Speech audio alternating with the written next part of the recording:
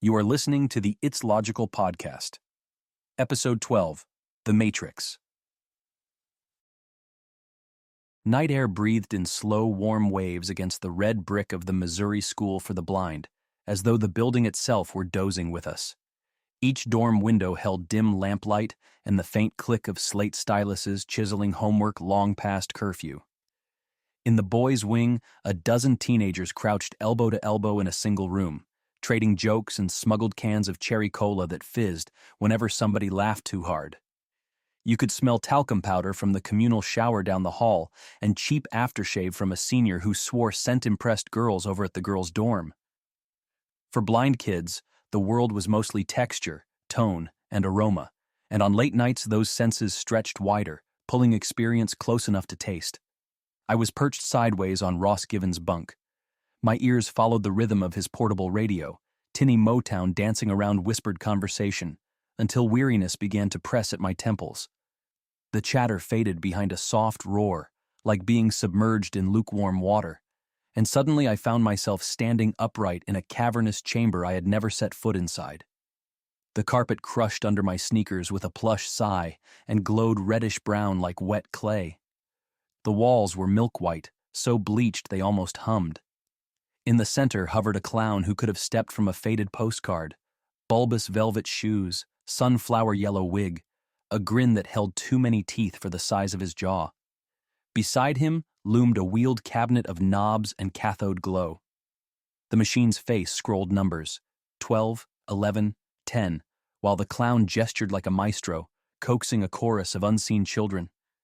Their voices rang bright and small against the walls, 9, 8, 7. At 0, the numbers blinked out. The clown's eyes sharpened with predator stillness, and a pulse of light knocked my vision sideways. My arms jerked, my neck snapped back. The room unraveled into velvet threads that wove themselves into darkness. When I came to, my dorm mates were kneeling over me. Someone's thumb rubbed the knot beneath my ear. Another boy fanned me with his hand. They told me my head had slammed the bedpost, my whole body twitching like a marionette under invisible strings. I mumbled about a nightmare, clown, numbers, children counting, and insisted I was fine. Embarrassment stung worse than the bump forming near my hairline.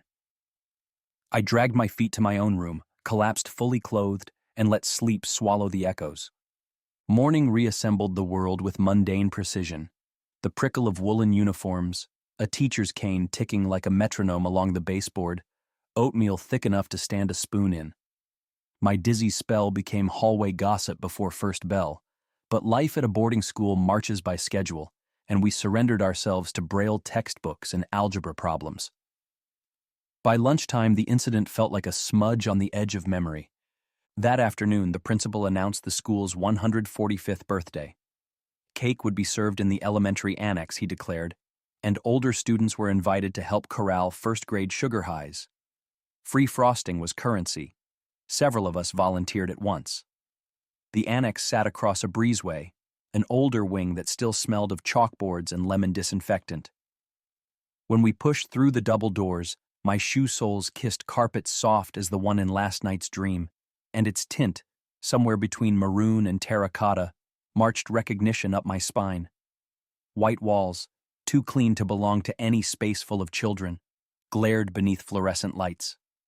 We were slicing sheet cake into rectangles when the cheering started. A clown burst through the main door, pulling a bulky television cart on squeaking casters. His outfit mirrored my dream with disquieting fidelity. Rust-colored suit, yellow wig, smile both jolly and predatory. Kids swarmed, chanting numbers as the screen fired a countdown. Each digit flashed in blocky green phosphor, 9, 8, 7.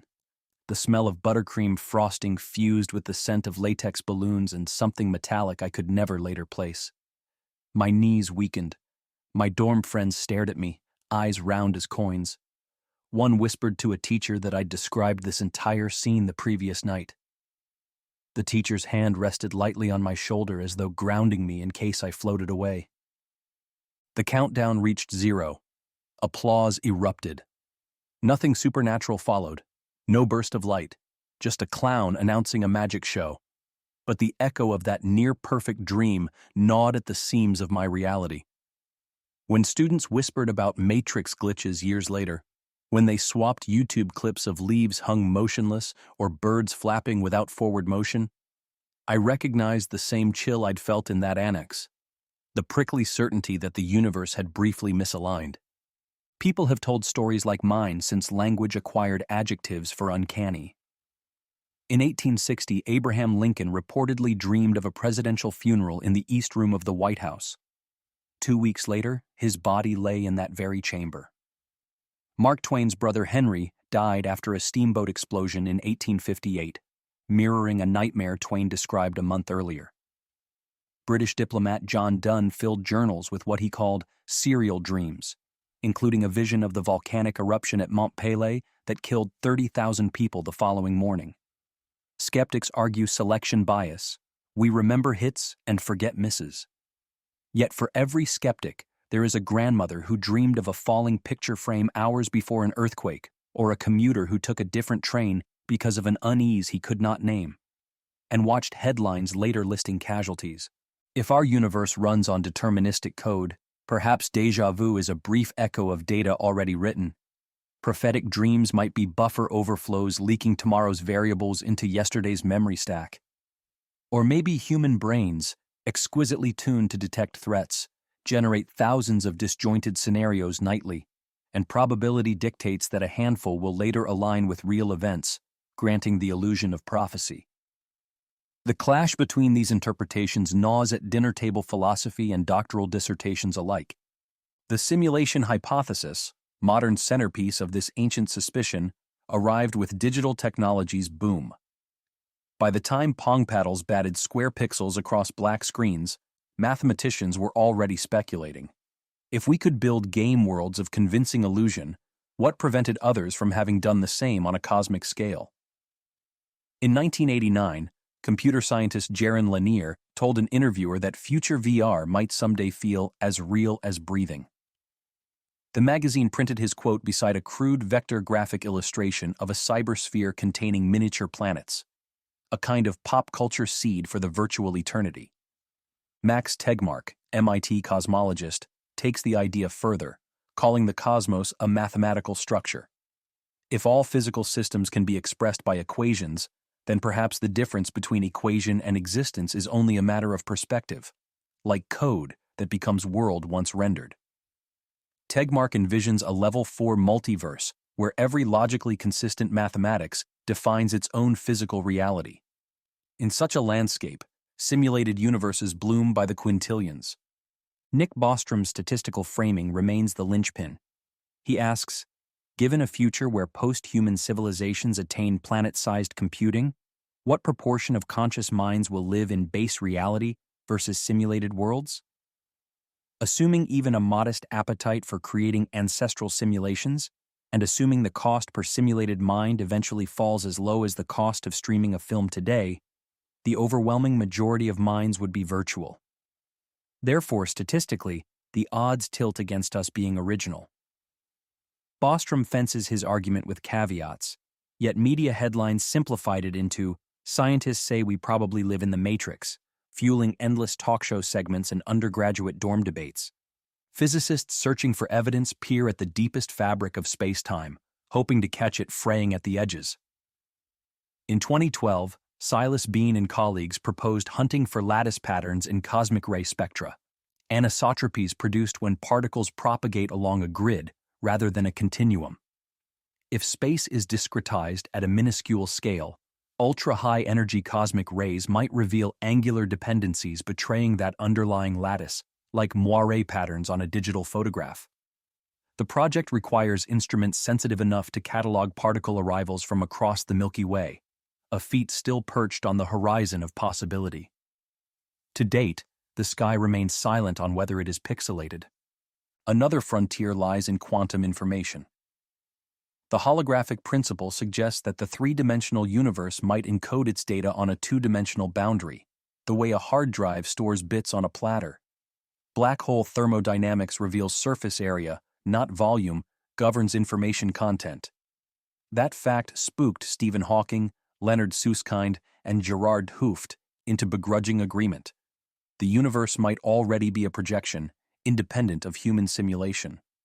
If our cosmos arises from 2D information stitched into 3D embroidery, is that so different from polygons extruded by a graphics card? Yet data compression is not only cosmic, it haunts gravity. Melvin Vopson's second law of infodynamics posits that information wants to condense, mirroring gravitational attraction. He imagines bits as physical quantities that cost energy to store. The cosmos economizes by clustering mass, just as computers zip files. Gravity's relentless tug could thus be nature's zip algorithm, shrinking the file size of galaxies so the universal drive never overruns. Skeptics retort that gravity emerges from space-time curvature and requires no data-centric motive. But Vopson's idea resonates with our digital instincts: efficiency, optimization, parsimony. Programmers govern simulations with culling routines. Objects too distant from a player unload from RAM until needed. In 2020, an open-world game shipped with a bug. Deer wandered beyond map boundaries and vanished, their data deleted to save resources. Players called it a glitch in the game's wildlife AI, unaware the disappearing animals were cost-cutting ghosts. If galaxies evaporated when unobserved beyond the cosmic light horizon, would that be so unexpected? Observers have attempted to catch such culling in action. Astronomers compare deep-field images taken years apart, hunting for transient galaxies that should persist but appear to wink out. So far, rigorous studies attribute discrepancies to instrumental noise. But whispers surface. A Hubble frame shows a faint smudge that fails to reappear in Webb's sharper follow-up. Perhaps it was never there. Consensus says the smudge was a diffraction artifact. Our desire for cosmic Easter eggs sometimes outstrips optical precision. While telescopes scan the heavens, cell phone cameras collect terrestrial anomalies by the gigabyte. A delivery driver in Phoenix recorded a plastic grocery bag floating at eye level for over 3 minutes, unmoving despite gusts buffeting nearby trees. Skeptics point to thermal updrafts spiraling upward from hot asphalt, generating invisible elevators of rising air. Yet the video's audio track features quiet midday wind, not furnace blast convection. Another viral clip captures an airplane seemingly paused against a cloudless sky. Only when the driver passes behind a lamppost does the plane jerk forward, proving the illusion belonged to the camera's rolling shutter mechanism. Technology that once unveiled secrets now manufactures illusions of its own. When illusions mimic cosmic lag, believers cheer. One widely shared sequence from Chelyabinsk, Russia, shows snowflakes suspended above a park bench. Witnesses swear time itself hiccuped. Meteorologists cite supercooled fog momentarily frozen in lamplight by a still column of air, while high-speed photography later demonstrates that small vortices can trap ice crystals in a toroidal swirl. The crystals rotate in place, giving the appearance of stasis. Bubble videos fascinate me most. In 2019, a family in Guangzhou filmed soap bubbles drifting across a courtyard until one halted midair. It hovered for 30 seconds, resumed its glide, then stopped again. Their footage includes a faint silk thread spanning 2 balcony rails, its sheen nearly invisible. The bubble's film clings to the thread, arrested by surface tension, until a breeze dislodges it. The moment a viewer spots the thread, the magic collapses into physics, yet many ignore the revelation and share the clip as glitch-proof. We humans possess a curious double vision. We crave rational explanation, yet revel in mystery. That craving blurs when emotions run deep. Consider the story of Sister Mary Agnes, a nun in 1950s Illinois who claimed to see the Christ statue in her convent garden vanish nightly at 2 a.m. Investigators camping on the grounds found no miracles, only Sister Agnes's sleepwalking and a hidden iron gate that swung open in the dark, eclipsing the statue behind hedges. The rational explanation feels satisfying to some, deflating to others who preferred a universe with nightly miracles. Our desire for transcendence shapes memory. In 1935, psychologist Frederick Bartlett demonstrated how participants retold Native American folktales by bending them to Western archetypes. Gaps in recall became monster footsteps or moral lessons. Today, Instagram algorithms reinforce that same confabulation. Clips flagged unbelievable, garner clicks, birthing echo chambers of weird. A traffic camera glitch duplicates a truck and red SUV into ghost twins. The clip loops on TikTok and amasses 2 million likes before a user posts frame-by-frame analysis, proving interlaced video fields mismatched. The correction garners 1/10 of the views. Skepticism sometimes wears arrogance, discounting sincere experience. Maya Juarez, a botanist who witnessed a monarch butterfly freeze mid-flap for 5 full seconds above a Mexican milkweed meadow before darting off. She dismissed camera artifacts. Her naked eyes saw the pause. A lepidopterist later suggested the insect encountered a microscopic droplet of tree sap stretching like a trampoline from branch to branch, suspending its wings. Maya accepted the explanation yet confessed the event unsettled her worldview. Even knowing the science, she said, it felt like the world inhaled and forgot to exhale. Feelings of cosmic pause weave through spiritual traditions. In Zen Buddhism, the Satori glimpse suspends narrative thought, revealing reality as raw sensation. In Christian mysticism, the cloud of unknowing describes a hush where temporal concerns freeze. Indigenous Australian Dreamtime stories blur past, present, and future in a single plane of existence, humans twinned with ancestral spirits. Simulation talk might simply be a technomyth retelling these timeless felt experiences in modern vernacular. Still, physics marches on, chasing empirical nails for each metaphysical coffin. Atom interferometers measure gravitational waves by tracking quantum phase shifts across clouds of cold rubidium. Researchers at Fermilab pursue the muon G2 experiment, testing magnetic dipole moments for deviations that could hint at undiscovered particles, or code undercurrents. The Large Hadron Collider at full power could theoretically reveal discreteness in space if energy thresholds produce anomalies inconsistent with a smooth continuum. Each result tightens bounds, leaving fewer shadows where cosmic software might hide. Yet software can be elegant. In 2024, IBM unveiled a quantum processor with error correction routines that mirror suspected behaviors of space-time foam, entangled qubits recovering lost information through topological safeguards.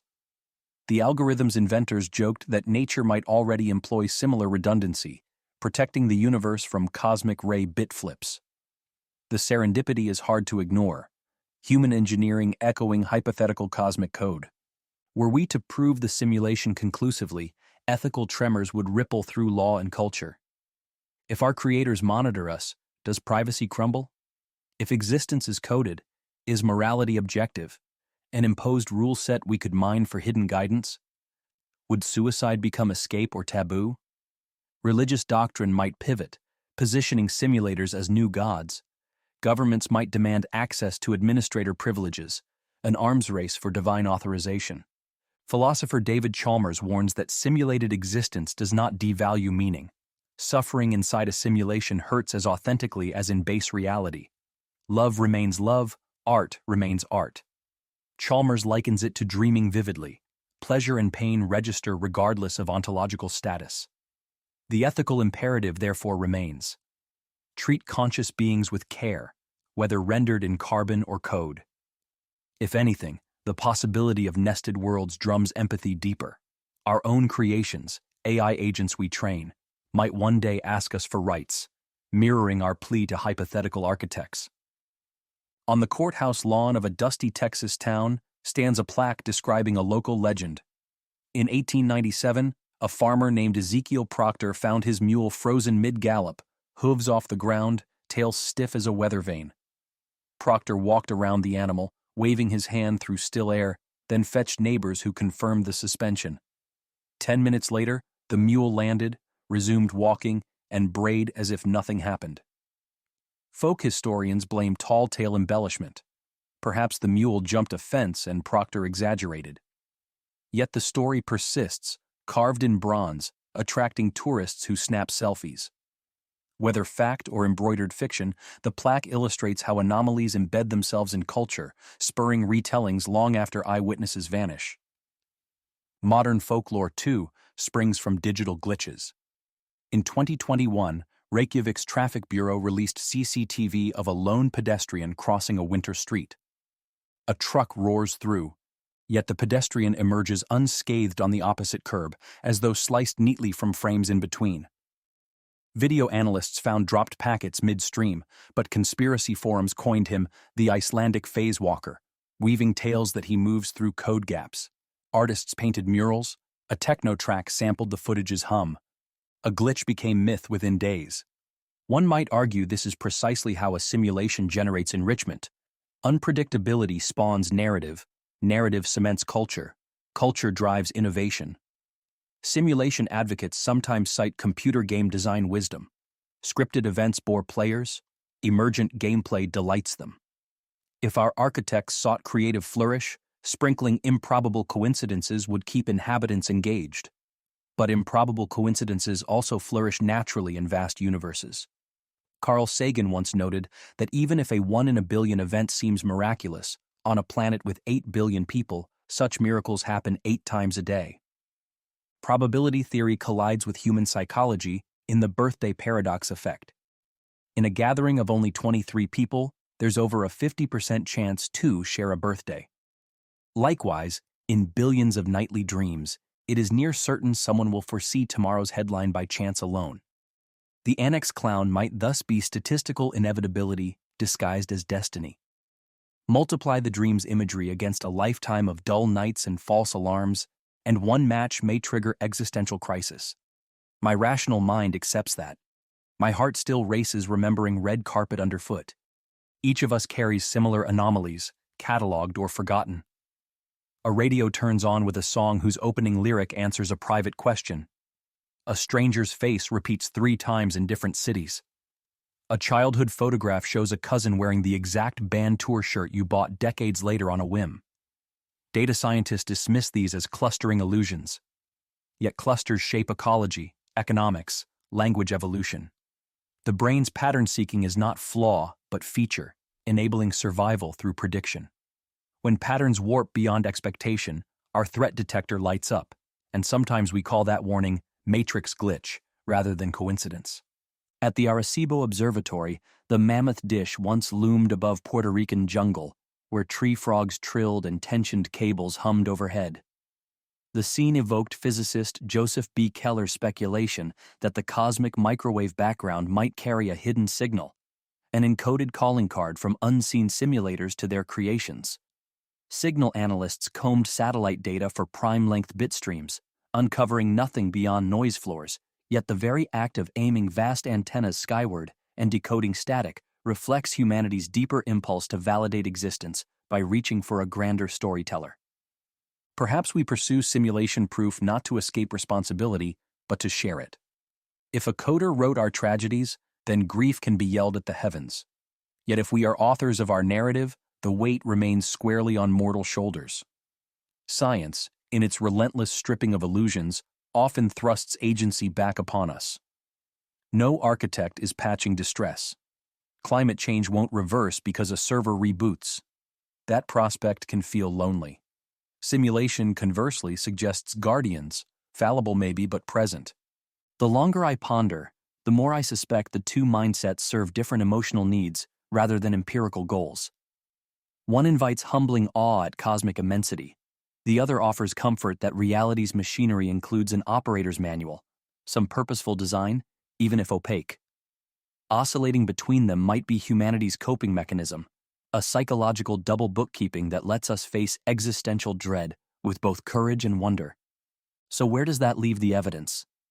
Constant light speed, Planck-Scale granularity, cosmic microwave uniformity, dream coincidences, halted bubbles, lost frames, all can fit inside an elegant simulation, but all can also inhabit a natural universe shaped by mathematical necessity. Scala Naturae or JavaScript, either way, hydrogen fuses and stars and babies learn to laugh.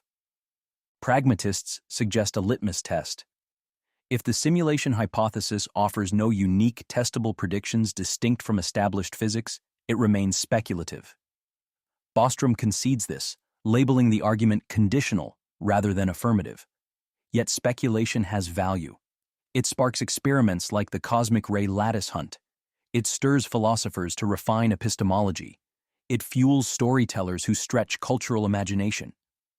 Even debunking illusions sharpens critical thinking, immunizing society against deepfake propaganda. One friend who edits science documentaries told me he sprinkles simulation talk into episodes because it captures audience attention long enough to teach relativity. The hypothesis, he says, is a Trojan horse of curiosity. People arrive for matrix thrills and leave with physics literacy. If that is a glitch, we should celebrate it. As for personal stakes, I still dream occasionally of countdowns. Sometimes I wake with the taste of vanilla frosting and a phantom tug in my muscles like electricity mid-convulsion.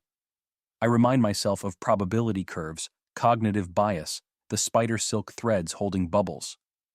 Then I choose to treat the day as gift, simulation or not, because conscious experience is precious whether spun from quarks or qubits. Imagine someday a team of researchers at CERN smashes together results proving beyond doubt that space is quantized, that a hidden error correction code underpins every interaction. Headlines would blare, "We live in a video game." Some would rejoice, some would panic. Philosophers would update syllabi. Yet tomorrow morning parents would still pack lunches, tides would still rise, and the hummingbird I hear outside my window would still sip nectar, crafted algorithmically or biologically, indistinguishable in grace. Meaning, like information, compresses into the act of living. Whether our script is improvised or pre-written matters less than our delivery of its lines: compassion, inquiry, endurance. The Annex incident taught me that questioning reality can begin with something as small as a chant in a dream. The years since taught me that logic demands skeptical patience, yet spirit craves narrative. Holding both, the rational scalpel and the poetic lens, lets us navigate wonder without losing ground. If a future epoch proves we sit inside code, then curiosity, kindness, and courage become even more vital. They may be the very variables our architects hope to watch unfold. If instead, the universe is self-existent and uncomputable, those virtues retain their shine, necessary for any civilization that wishes to outlive its star. Either way, our task remains the same: to press mysteries until they reveal truth, and to use that truth to better the shared world, be it simulated stage or authentic cosmos. After all, it's logical to keep searching.